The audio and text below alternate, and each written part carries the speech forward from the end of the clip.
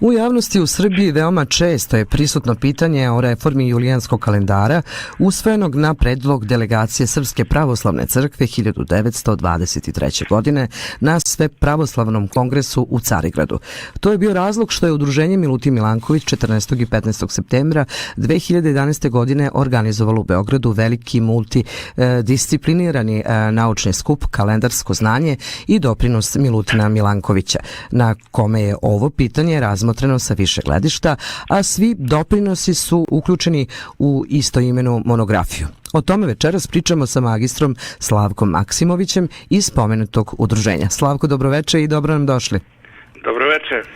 Eto, da čujemo šta se kod vas dešava i da nastavimo temu koju sam ukratko objasnila. Pa dobro, ako ćete mi dozvoliti, ja ću reći da sem ovog pitanja koje je veoma interesantno, naše udruženje koje neguje tradiciju Milutina Milankovića, radi na afirmaciji njegovog lika i dela, ovih dana vrši ozbiljne pripreme za obeležavanje svog 10-godišnjeg rada. Čestitamo! Sem toga, ove pripreme mi ćemo u maju mesecu, posle dugog vremena, i da otvorimo spomen obeležje Milutinu Milankoviću. Sjajno, čestitamo. Tako da su to naše preokupacije, međutim... Pune ruke posla. Da, imamo puno posla, međutim pitanje kalendara je posebno interesantno za udruženje Milutin Milanković. Pored klimatskih promjena koje su proslavile Milutina Milankovića, to je bilo još jedno njegovo delo gdje je on pokazao svoju genijalnost, gdje je na jedan vrlo elegantan način uradio reformu julijanskog kalendara i uradio najtačniji kalendar za merenje vremena. Nažalost, mi ga još u Srbiji ne primenjujemo. Nažalost, da.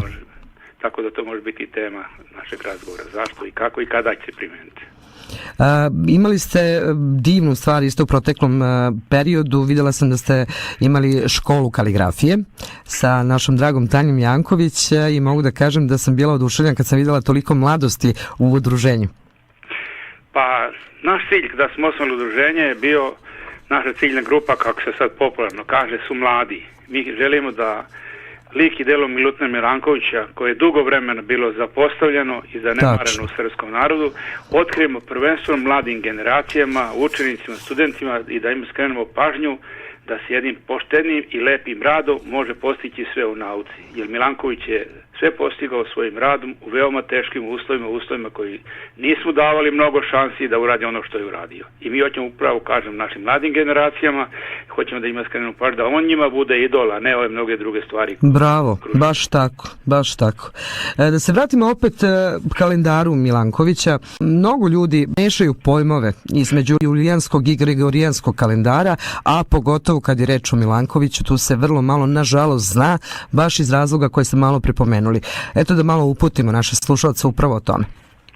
Pa kalendar je sistem za merenje vremena.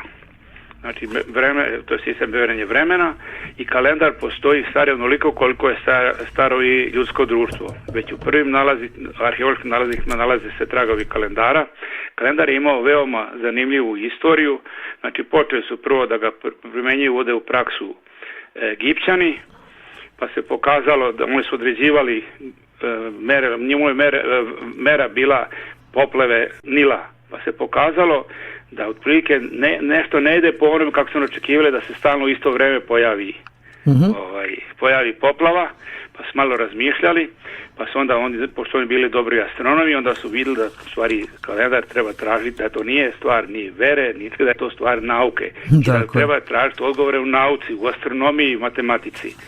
I u stvari kalendar je mera vremena, njihov sistem za merenje se zasniva na danu i godini, kao što je poznato, dan je vreme za koje Zemlja izvrši jedno obrtanje oko svoje ose, a godina je vreme za koje Zemlja obiđe napravi jedno putanje oko Sunca, naziva se rezolucija. Međutim, u čemu je problem? Problem je što odnos između godine i dana nema celu vrednost. I sva mudrost kod kalendara je treba da se napravi takav kalendar u kome će da vreme se izražava u celim danima, a da oni što budu približniji toj kalendarskoj godini, odnosno prirodnoj godini. Mislim to je jako teško uraditi i pokušali su razni pokušaj da se to uradi. Prvo su Egipćani uradili taj kalendar koji je bio krajnje netačan, onda je prvu reformu izvršio jedan moćni čovjek koji je bio slavan, Julije Cezar, koji je pored ostaloga hteo da uradi nešto po čemu će sve da ga pamti, pa je uradio reformu kalendara, dajući jednom mjesecu svoje ime. I on je prvi upotrebio, ne on, nego oni koji su radili za njega, to znači astronomi, oni su uredili da godina ima 365 dana i 6 sati, a da se tih 6 sati anuliraju na bazi uvođenja prestupnih godina. Međutim, i tada se nije postignuta idealna tačnost, postojala je razlika između te njihove kalendarske i stvarne godine oko 11 minuta i 40 sekundi. A što je imalo za posljedicu da se kako vreme odlazilo postale sve veća razlika, da se recimo negdje oko 1500. godine nakuplo 10 dana razlike. Znači zaostajalo je vreme za onim stvarnim kojim se događalo u prirodi. To je dalo opet ideju moćnom rimskom carstvu, njihovom papi Grguru, koji je opet angažovao poznate astronome i oni su uradili reformu kalendara, koja je sada postala mnogo tačnija, znači njihova godina se razlikuje samo za 14 sekundi. Međutim, taj kalendar nije prihvatila pravoslavna crkva nisu prihvatile, a odmah da kažem, po tom reformisanom kalendaru jedan dan za ostatka će se trebao da se pojavi poslije 2800 godina, što je znači bila daleko preciznija u odnosu na onaj kalendar koji je do tada julijanski koji upotrebljavamo. Međutim, pravoslavne crkve nisu prihvatile iz razloga što je postojala neka sumnja da ako ga prihvate, da stvari da prihvate i katoličanstvo, najgrublje rečeno. Međutim, nastali su onda upotrebljavati taj takozvani julijanski kalendar, to se pokazalo opet krajnje nepraktično i već za početkom ovoga veka razlika između zaostajanja kalendara bila 13 dana, što je jako mnogo. S druge strane, u to vrijeme našoj zemlji, koja u to vrijeme bila kraljevina Srba, Hrvata i Slovenaca, postoji jedan problem, pošto mi imamo veliki broj tih verskih zajednica. I svaka verska zajednica po zakonu ondašnjem kao i sadašnjem ima pravo na svoje verske praznike. I negdje 1923. godine zakazan je u Carigradu kongres pravoslavnih crkava da se reši pitanje tog kalendara. I ovako na opšte iznenađenje u delegaciji Srpske pravoslavne crkve pozvan je Milutin Milanković, kako on reče, kad ga je ministar vera pozvao, kaže, desilo se neko čudo, ministarstvo vera se obraća za pomoć nebeskoj mehanici. Naime, srpski narod je naklonjen kalendarima. Vi znate da smo mi nebeski narod. Da. I uvijek smo se bavili pitanjem Uvijek smo se bavili. Evo, 28. minut nam ističe, jako je zanimljiva tema i ja verujem da će 23. februara 2017. godine biti puno njih koji će sve što mi pričamo i posjetiti i razgovarat ćemo i u sljedećoj emisiji na ovu temu. Nažalost, vreme je uvek da. Došao da smo mi opredelili se da ponovo razjasnimo. Tako, što je krajnje vreme da se odužimo Milanković.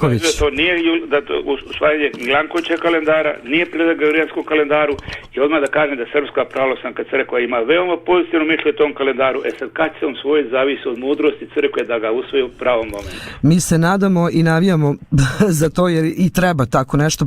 Dokazano je da Milankovićev kalendar zaista najmanje grešaka ima u istoriji.